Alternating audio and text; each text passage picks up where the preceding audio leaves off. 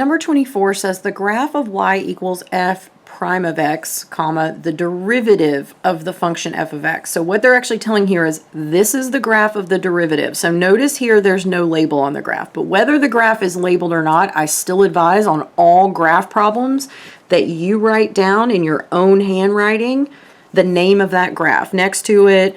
You can label it on the graph like this one, but when you have a series of multiple choice questions and you're constantly going back and forth to the graph, what happens more often than not when we're grading these is you'll see that someone might remember, oh, they read it as f prime here, they read it as f prime here, and then suddenly they read it as f, and then they read it as f prime, or they might, or read the entire page as f. So when you're constantly going back and forth to the picture, this will grab your attention and remind you, hey, remember this is f prime, remember this is f prime, because the way you're going to read a graph is going to change depending on what it is the graph of.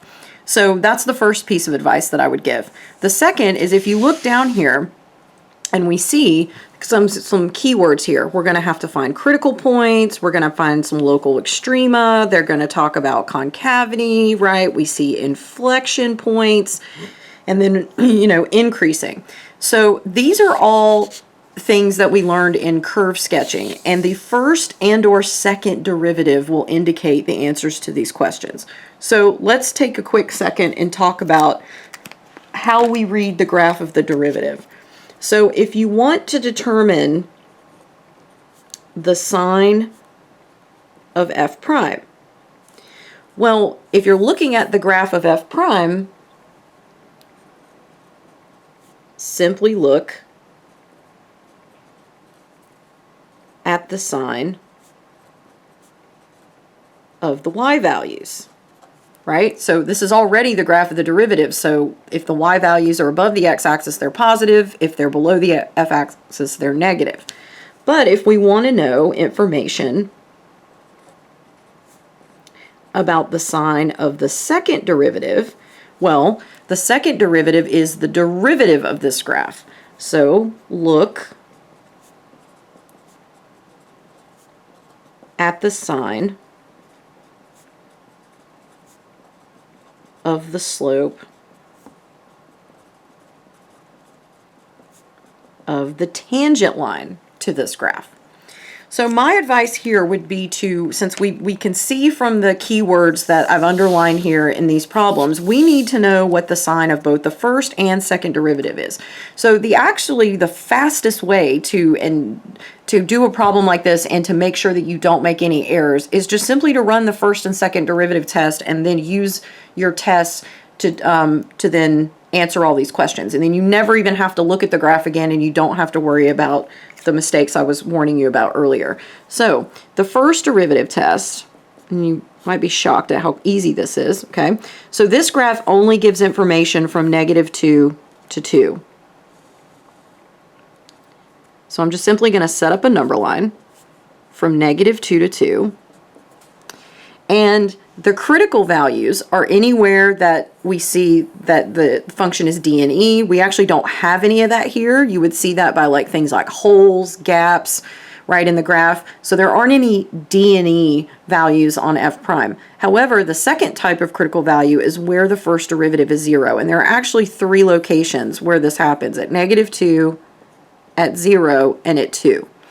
And then we want to fill in the signs. Well, all we have to do is look at the signs of the y values. So this graph is positive from -2 to 0. This graph is negative from 0 to -2.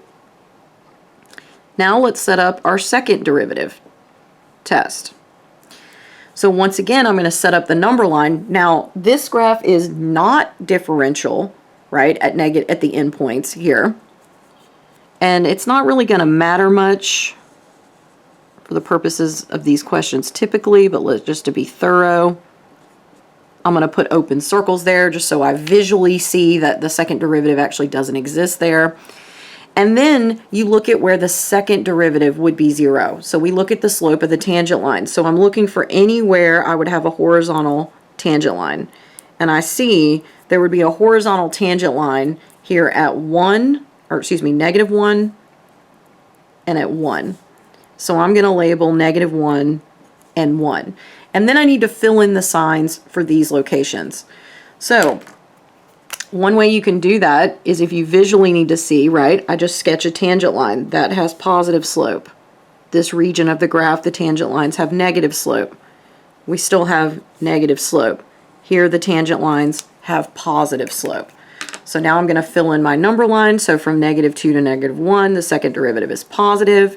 From -1 all the way down to +1, we see those slopes are negative.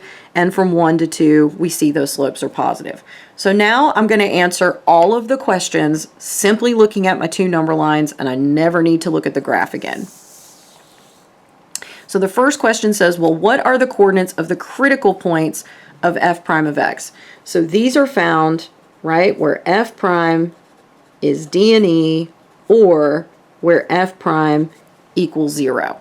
So by the first derivative test, we've labeled those locations on our graph. So the answer is -2, 0, and 2. So on the first derivative test, you label the critical values. So they're right there off the number line. B says, well, what are the x coordinates of all local minima of f of x? So technically you can use either of these lines. It's faster to get them off the first derivative. So if we come up here to this number line, remember this gives you increasing, decreasing behavior. So this graph is increasing and then starts decreasing. That is a local maximum. There are no local minima. And our question said, well, where are the local minima? Well, the answer is we don't have any. So we'll write none. What are the intervals where the graph is concave up? Well, we determine that by finding where the second derivative is positive. So I'm going to go to my second derivative line, and I'm going to grab the locations where I have plus signs here. So I have a plus sign from -2 to -1, and then from 1 to 2. D says, what are the x coordinates of the inflection points? Well, the inflection points occur where f prime is changing signs on our number line. So if we go back to our second derivative number line, we see here it changes from positive to negative, and then here it's changing from negative to positive. So -1 and 1 are both going to be inflection points.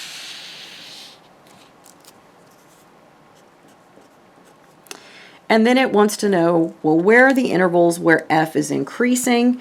F is increasing where the first derivative is positive. So we'll go back up to our first derivative number line, and I just look for plus signs, and so this is the only location where it's positive, so from -2 to 0. So we'll come back down here.